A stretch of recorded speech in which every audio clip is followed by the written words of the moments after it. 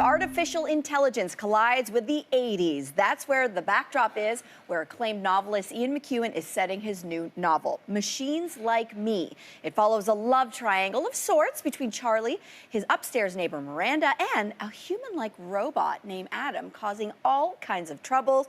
Mr. McEwan joins us this morning in the Your Morning studios. Welcome to the show. Thank you. I love the premise of this, that whole description. I think it's already intriguing in and of itself. This is book number 17 for you? I think so. 17, which is phenomenal. And in this, you dive into the world of artificial intelligence and ask all kinds of very provocative questions. Why was AI a place you wanted to explore in this novel? I've been following it for a long time. The figure of Alan Turing, the famous computer scientist, always interested me. And lately, it's beginning to penetrate our lives. Suddenly now we're talking about autonomous vehicles, whether we should privilege the driver or the pedestrian in an emergency or in an accident. Car manufacturers are sitting talking to philosophers about this. And also, you know, economies are racing to rationalize their infrastructure with AI, agriculture, and so on. And it's beginning now to press in on us. We've had two big Boeing accidents. Yes. That was really a brain that making the wrong decisions, which the pilot could not override. So there's a tragic confrontation with AI.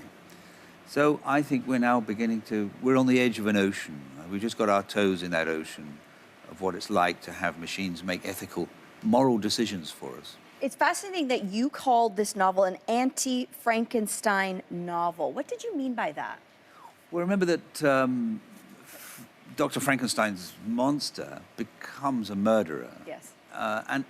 Although Mary Shelley does this wonderful trick of making us sympathize with him, I think that it's perfectly possible to imagine that we would give a robot our best selves. We know how to be good. We have philosophies, we have religions, we have even our daily gossip gives us a sense of how we think we and other people should behave.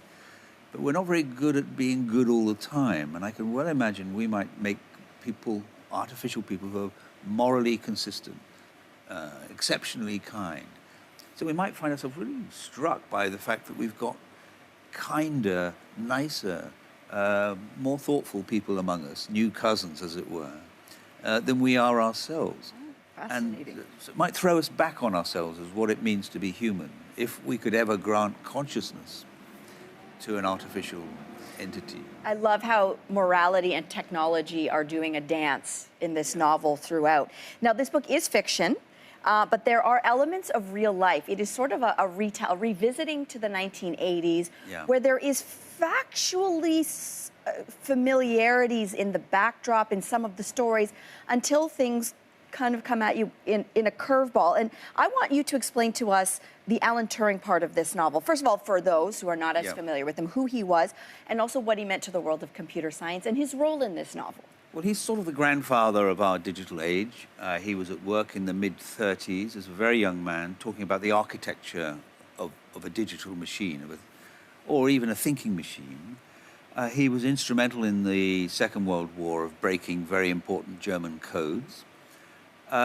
He probably did more than any single human being to shorten the Second World War. Sometimes, some people think even as much as 2 years. Wow.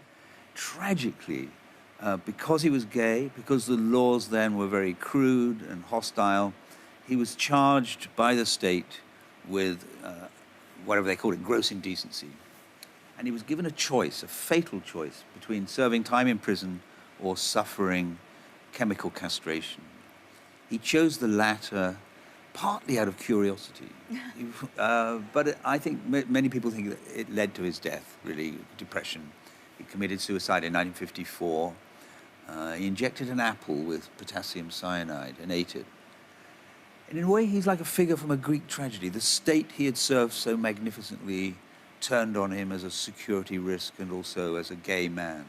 And I wanted to bring his life back and let him live. Go through the 60s and the liberalization of our homosexual laws. So he becomes a sort of figure, like a chorus in this. Yes. My narrator has to visit him on a couple of times, and I've always wanted to have a narrator who'd be cursed, as Alan Turing curses him, So there he is. He's a very important central figure in our lives today.